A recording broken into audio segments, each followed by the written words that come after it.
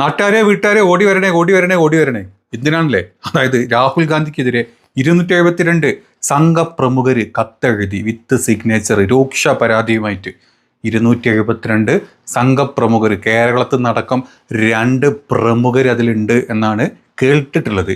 ഏതാണെങ്കിലും സംഭവം വളരെ സിമ്പിളാണ്.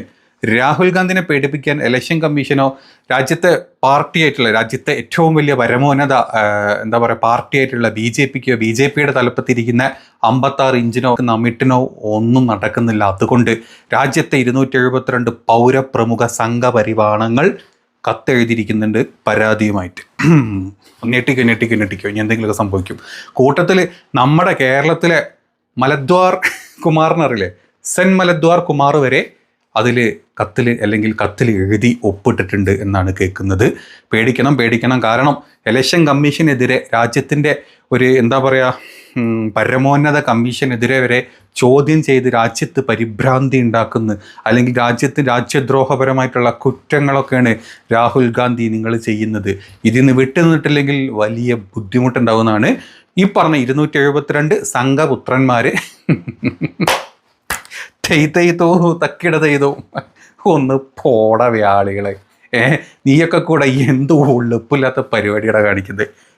ഇവിടെ ഇലക്ഷൻ കമ്മീഷനും ഈ രാജ്യത്ത് തെരഞ്ഞെടുപ്പ് അട്ടിമറിക്കുന്ന കള്ള വോട്ട് കളവിൻ്റെയും വിത്ത് പ്രൂഫൊക്കെ നിൻ്റെ അണ്ണാക്കിലിട്ടുണ്ടെന്നാലും നീയൊക്കെ അപ്പോഴും തുപ്പുന്നത് ചാണകം. നിൻ്റെയൊക്കെ വായിലോട്ടെ ഇത്രയും തെളിവുള്ള പച്ച ചോറിട്ട് കഴിഞ്ഞാലും തിരിച്ച് നീയൊക്കെ തുപ്പുക നല്ല പച്ച ചാണകം, പുഴുത്ത ചാണകം. അതാണ് നിൻ്റെയൊക്കെ കൊണം എന്ന് പറയുന്നത്. ഏതാണെങ്കിലും ന്യൂസിൻ്റെ ചെറിയൊരു പോർഷൻ ഞാൻ വെച്ച് തരാം. അതിൻ്റെ മുമ്പ് നമുക്ക് ഈ കത്തിലെ പ്രധാനപ്പെട്ട കാര്യങ്ങളെപ്പറ്റി സംസാരിക്കാം. അതായത് മുതിർന്ന IAS IPS ഓഫീസേഴ്സ്, റിട്ടയർഡായ ഓഫീസേഴ്സ്, കൂടുതൽ അങ്ങനെയുള്ള ആളുകളാണ്.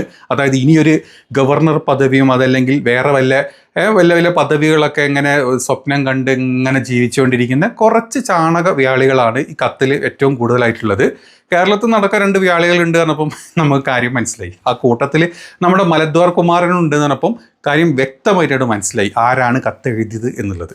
ഏതായാലും 272 ഈ പറഞ്ഞ റിട്ടയർഡ് IAS IPS ഓഫീസേഴ്സ്, ജഡ്ജിമാർ, നമുക്കറിയാമല്ലോ ജഡ്ജിമാരൊക്കെ ഇപ്പം നമ്മൾ ദൈവം നേരിട്ട് വന്ന് ബാബരി മസ്ജിദ് പൊളിച്ചോളം പറഞ്ഞ ജഡ്ജിമാർ വരെ നമ്മുടെ നാട്ടിലുണ്ട്. അപ്പം പിന്നെ വലിയ അതിശയപ്പെടേണ്ട കാര്യമൊന്നുമില്ല നിങ്ങൾ കേട്ടോ.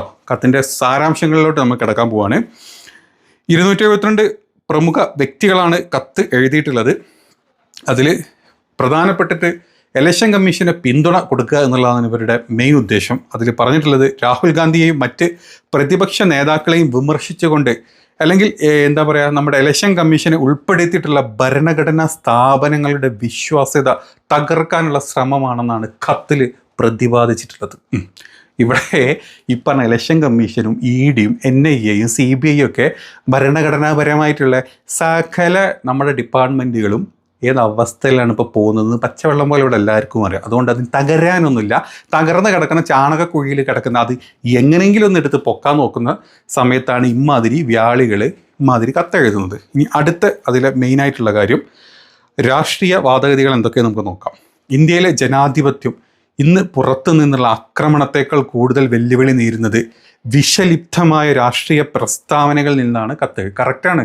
ഇന്ത്യയിലെ ജനാധിപത്യവും ഇന്ത്യയിലെ ഡെമോക്രസിയും പുറത്തുനിന്നൊന്നും എല്ലാവരും ചെയ്യുന്നത്. നമ്മുടെ നാട്ടിൽ രാജ്യം ഭരിക്കുന്ന 56 ഇഞ്ചിൻ്റെ കൂടെ മറ്റ് ചില കൂട്ട വ്യാളികളും കൂടെ കൂടിയിട്ടാണ് ഈ പറഞ്ഞ എല്ലാ പരിപാടിയും ചെയ്യുന്നത്. പുറത്തുനിന്ന് ആരും എല്ലാം ഞങ്ങൾക്ക് വ്യക്തമായിട്ട് അറിയാം. ഇനി അടുത്ത ആരോപണം രാഹുൽ ഗാന്ധിക്കെതിരെയുള്ള വിമർശനമാണ്. വോട്ട് മോഷണം പോലുള്ള ഗുരുതരമായ ആരോപണങ്ങൾ രാഹുൽ ഗാന്ധി ഉന്നയിച്ചതിനെ കത്ത് വിമർശിക്കുന്നുണ്ട്. ഓക്കെ, പിന്നെ ഇലക്ഷൻ കമ്മീഷൻ ഉദ്യോഗസ്ഥരെ ഭീഷണിപ്പെടുത്താനുള്ള ശ്രമമാണ് ഈ പ്രസ്താവനകളിലൂടെ പ്രതിഫലിക്കുന്നത് എന്നാണ് കത്തിൽ പറയുന്നത്. പേടിക്കേണ്ട സമയത്ത് പേടിച്ചല്ലേ പറ്റൂ. നീക്കൊക്കെ കൂടെ ഇവിടെ കരിഞ്ചന്തനേക്കാൾ വലിയ കളവ് ഇവിടെ കട്ടുകൊണ്ടിരിക്കുക. കക്കാൻ പറ്റുന്ന സ്ഥലത്തൊക്കെ കയറി കട്ട് അവസാനം വോട്ട് വരെ കട്ട്. അപ്പോൾ പിന്നെ ഇലക്ഷൻ കമ്മീഷനെതിരെയും നമ്മുടെ ഇലക്ഷൻ കമ്മീഷൻ ജ്ഞാനേഷ് കുമാർ ആണെങ്കിലും വേണ്ടില്ല, ഏത് കുമാരന്മാരാണെങ്കിലും വേണ്ടില്ല, അത് മലദ്വാർ കുമാർ ശ്രദ്ധിക്കേണ്ട കാര്യമില്ല. അത് ആൾക്കാർ പ്രതിഫലിക്കും, ആൾക്കാരത് പ്രതിരോധിക്കും, ആൾക്കാരതിനെതിരെ സംസാരിക്കും കേട്ടോ. ഇനി അടുത്തത് തെരഞ്ഞെടുപ്പ് കമ്മീഷൻ വോട്ടർ പട്ടിക ശുദ്ധീകരണ പ്രക്രിയയായി SIR സുതാര്യത SIRൻ്റെ സുതാര്യത ഒന്നും വിളമ്പല്ലേ ഇങ്ങോട്ട് കേട്ടോ. SIRൻ്റെ സുതാര്യത കൊണ്ടുവന്ന ഇലക്ഷൻ കമ്മീഷൻ്റെ SIR അല്ലേ. ഇപ്പോഴും 65 ലക്ഷം ആൾക്കാരുടെ വോട്ട് കെട്ടിട്ട് 21 ലക്ഷം ആൾക്കാരെ കുത്തിക്കയറ്റിയവർ ഇപ്പോഴും തേരാപാര നടക്കുന്നുണ്ട്. ഇതുവരെ അതിൻ്റെ കൺഫർമേഷൻ നമ്മുടെ ഇവിടുന്ന് സുപ്രീം കോടതിയിൽ കിട്ടിയിട്ടില്ല. അതവിടെ അങ്ങനെ തട്ടിത്തിരി നടക്കുന്നുണ്ട്. കൊടുത്ത ആൾക്കാരുടെ അല്ലെങ്കിൽ വെട്ടിയ ആൾക്കാരുടെ ലിസ്റ്റ് ചോദിച്ചിട്ട് പോലും ബബ്ബ അടിച്ച് നിൽക്കുന്ന ഇലക്ഷൻ കമ്മീഷൻ്റെ SIR. കേരളത്തിലും കണ്ടല്ലോ SIRൻ്റെ കോണം. നീയൊക്കെ എന്ത് ചാണകട കാണുന്നത്? നിൻ്റെയൊക്കെ മനസ്സിലും അല്ലെങ്കിൽ നിൻ്റെയൊക്കെ വായിലും നിൻ്റെയൊക്കെ കണ്ണിലും മൂക്കിലും തൊള്ളയിലും അടക്കം ചാണകം കുത്തിക്കയറ്റി വെച്ചിരിക്കുക.